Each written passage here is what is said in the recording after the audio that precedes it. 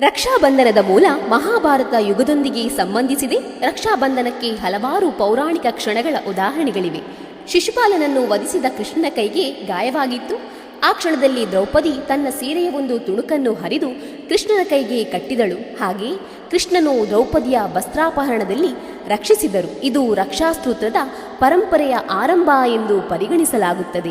ಹಾಗೆಯೇ ಇಂದ್ರನು ಅಸುರರ ಎದುರು ಯುದ್ಧಕ್ಕೆ ಹೋದಾಗ ಅವನ ಪತ್ನಿ ಸಚೀದೇವಿ ಆತಂಕದಿಂದ ಇಂದ್ರನಿಗೆ ರಕ್ಷೆ ಕಟ್ಟಿದಳು. ಈ ರಕ್ಷೆಯ ಶಕ್ತಿಯಿಂದ ಇಂದ್ರನು ವಿಜಯಶಾಲಿಯಾದನು.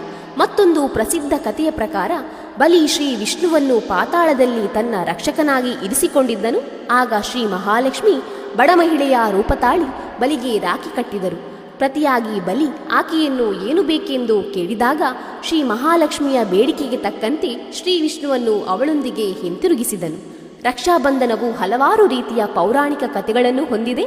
ಈ ಎಲ್ಲ ಕಥೆಗಳು ನಮಗೆ ಹೇಳುವುದೇನೆಂದರೆ, ರಕ್ಷೆ ಎಂಬುದು ಕೇವಲ ದಾರವಲ್ಲ, ಅದು ವಿಶ್ವಾಸ, ಪ್ರೀತಿ, ಧೈರ್ಯ ಮತ್ತು ನಿಸ್ವಾರ್ಥದ ಸಂಬಂಧ. ಇದು ಸಹೋದರ ಸಹೋದರಿಯರ ಪವಿತ್ರ ಬಾಂಧವ್ಯದ ಸಂಕೇತ. ಎಲ್ಲರಿಗೂ ರಕ್ಷಾಬಂಧನದ ಶುಭಾಶಯಗಳು.